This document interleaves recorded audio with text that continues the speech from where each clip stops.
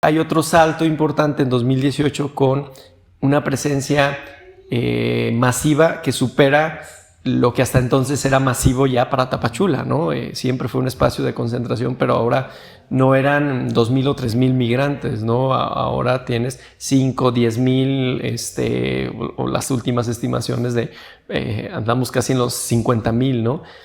Y esto, pues necesariamente genera una presión importante para los municipios y para quienes viven en estos espacios, porque comienzan a haber también disputas por el espacio público, ¿no? Los migrantes, al no tener dónde ser asistidos, pues duermen en los mercados, en la plaza pública, en las aceras, en los parques, etcétera, y entonces la gente deja de acudir a ellos porque pues están llenos de personas migrantes. Muchas de estas vienen con estigma de pueden ser delincuentes, etcétera, pero muchas otras no, pero su sola presencia modifica la vida cotidiana de la comunidad, y eso pues se presta para el ejercicio de otras formas de violencia, ¿no? Que tienen que ver con este rechazo, con la discriminación, la xenofobia, porque comienza a pedirse respuesta municipal para que se haga algo, y ese algo pues tiene que ver con expulsar a las personas, quitarlas del espacio público, quitar la suciedad de las calles, etcétera, ¿no? Pero por otro lado, comienzan a darse historias también muy como interesantes en términos como de estas otras violencias, ¿no? De decir, se ve una oportunidad, por ejemplo, en tema de acceso a la vivienda, donde comienzan a rentarse espacios muy precarios a altos costos para estas poblaciones, ¿no? Perdón. Comienzan a rentarse espacios muy precarios para estas poblaciones a altos costos, y a veces espacios en obra negra, a veces los corrales de las casas, en otros se dividen las habitaciones y entonces se meten muchas personas sin acceso a servicios, y la justificación es eso, o sea, las personas migrantes tienen necesidad de estar aquí y entonces pueden pagar lo que sea, ¿no? Lo otro, por ejemplo, insisto en el acceso a espacios públicos o a ciertas zonas donde de repente era como prohibición de acceso a personas migrantes, ¿no? Cobros indebidos, estafas, extorsiones, etcétera, ¿no? Un abuso como muy de la vida cotidiana hacia estas poblaciones, ¿no? Y lo último que diría que es más general en la franja fronteriza es justo como estas presencias masivas pues generan tensión en cosas como el acceso a algo tan elemental como el transporte público. Y eso propicia una fuerte tensión porque en definitiva pues es real, ¿no? O sea, una comunidad de 500, 1,000 o 1,000 habitantes o 2,000, o incluso pudieran ser 10,000, ¿no? Porque tiene un sistema de transporte, digamos, pensado para la capacidad de estos pequeños municipios, y de repente en un día llegan 4 o 5,000 personas que quieren utilizarlo o que están todo el día llegando, y entonces impide el desarrollo de la vida cotidiana, pues genera estas otras tensiones que a veces decantan expresiones de violencia verbal, discursiva y como muy explícita, ¿no? De no los queremos porque están pues afectando la vida cotidiana. Y ahí diría que otra cosa que se ha propiciado es como la presencia de, no sé si llamarlos así, pero como liderazgos criminales, no necesariamente vinculados a crimen organizado, sino más bien con esta perspectiva de hacer usufructo, lucrar con la presencia de personas migrantes, ¿no? Y entonces favoreciendo, por ejemplo, a veces el tráfico de personas en espacios, o en medios de transporte no ideados, camiones con doble fondo, trailers, etcétera, para pues movilizar a estas personas. Eso como la máxima expresión que pudiera ser, sí, incluso ahí sí una vinculación con con bandas de crimen organizado de carácter, me atrevería a decir, también transnacional, para movilizar altos flujos de personas, pero en lo local más como estos liderazgos que buscan sacar provecho con esta perspectiva muy, muy dolosa, ¿no? Que esa es la parte como muy, muy preocupante, ¿no? Porque de otro lado podría estar como el chofer de la combi, el taxi que quiere sacar su provecho y cobra un poco más para pues obtener dinero fácil, a quien ya lo ve como una actividad recurrente y entonces busca precisamente a las personas migrantes porque se convierten en su foco de atracción de recursos, ¿no?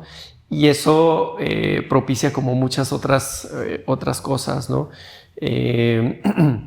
Recuerdo hace algún tiempo, por ejemplo, en las comunidades había taxistas que se organizaban para llevar por caminos inhóspitos a personas y entonces las abandonaban en los potreros o en los caminos rurales diciéndoles pues nada más caminen y ya llegaron y cuando en realidad pues era aventarlas a su suerte a espacios abandonados, ¿no?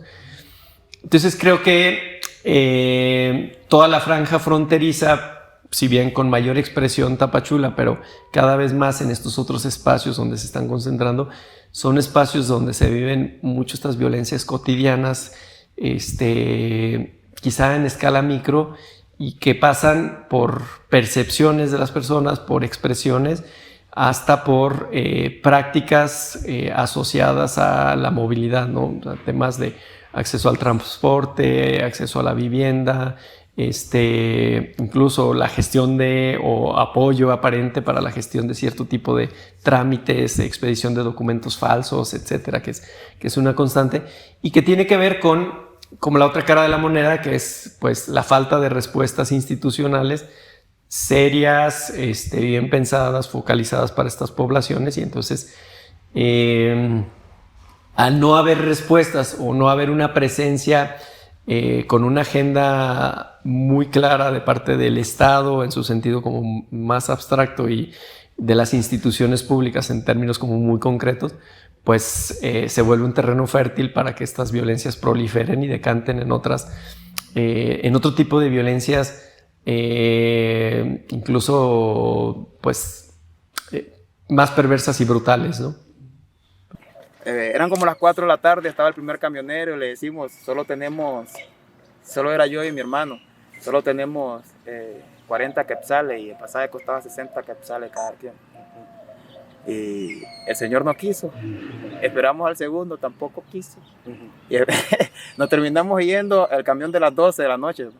Él sí quiso. Él nos hizo el bien, pero nos dijo, se van a ir parados porque la gente va pagando y ustedes no se pueden sentados. Y que va, nos fuimos parados desde las 12 de la noche hasta las 6 de la mañana, pues hasta la frontera, hasta el mero río, pues Tecungumán.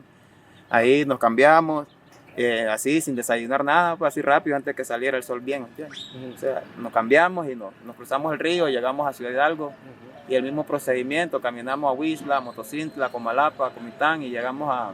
¿Cómo cruzaron el río? ¿No traían dinero ya?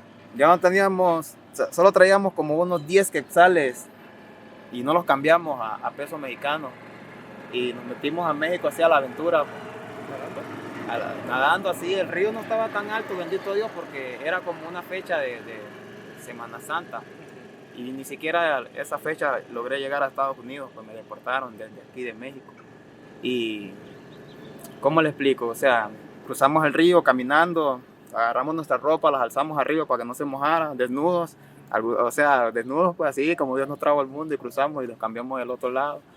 Ya nos metimos al primer ranchito, a Ciudad Hidalgo y pedimos con la gente, nos metimos, hey, fíjate que somos inmigrantes, venimos llegando y de que esto, y porque así fue la real, pues no es que me vine de lujo, no, pues me tocó meterme ahí y eso hicimos. Y llegamos a otro pueblito y tuvimos que rodear los retenes de migración porque nosotros los inmigrantes a veces tenemos esto. Si no llevas mucha plata para pagarle al comandante, porque a veces está la policía y está migración, pues si tú no tienes dinero para sobornarlo y pagarle una plata y te dejen pasar, no vas a pasar, tienes que usar la cabeza o sea, rodear, pues meterte a los ríos, meterte a los ranchos, a la gente que están sembrando y a veces no es muy recomendable meterse ahí porque no sabes qué tipo de personas te vas a encontrar. sea, y en mi experiencia nunca me pasó algo terrible rodeando, solo es que tal vez me encontraba una culebra o un animalito, me metía en los ríos y ya llegamos a la otra ciudad, llegamos a la capital de Chiapas, Tuxtla Gutiérrez, ya de ahí, Caminando desde... no, Frontera. de ahí agarramos nosotros caminamos lo que es Motocintla, caminamos como unos 15 minutos a un pueblo que se llama Rosario. Ahí llegamos de Rosario sigue con Malapa, pero antes hay un retén y después hay otro pueblo, no me acuerdo cómo se llama, y después llegamos a la ciudad de Comitán. De Comitán ya se agarra un camión que viaja 2 horas hasta Tuxtla Gutiérrez. Y ahí a Tuxtla Gutiérrez uno tiene que hacer el mismo procedimiento, estar con la gente ahí, hey, somos inmigrantes y vamos de pasada, pues sacamos el pasaje, sacamos la comida y agarramos el camión hasta... O sea, la gente sí les da dinero para poderse... Hay mucha gente de buen corazón, hermano, hay gente que te dice la neta, de que que esto, de que no, pero uno tiene que pararle en mente porque cada quien tiene un objetivo en la vida, pues, y eso es lo que inspira a uno a seguir adelante. Y, o sea, llegamos se me olvida, un pueblito pequeño y tuvimos que bajarnos del camión porque ahí estaba el retén de migración y tuvimos que bajarnos antes del puente, nos metimos a un pueblito de esa comunidad, nos metimos, rodeamos, nos metimos al río, nos bañamos un rato, miramos unos changos, dicen aquí en México, miramos unos changos en los árboles y fue una aventura bien bonita. Pues.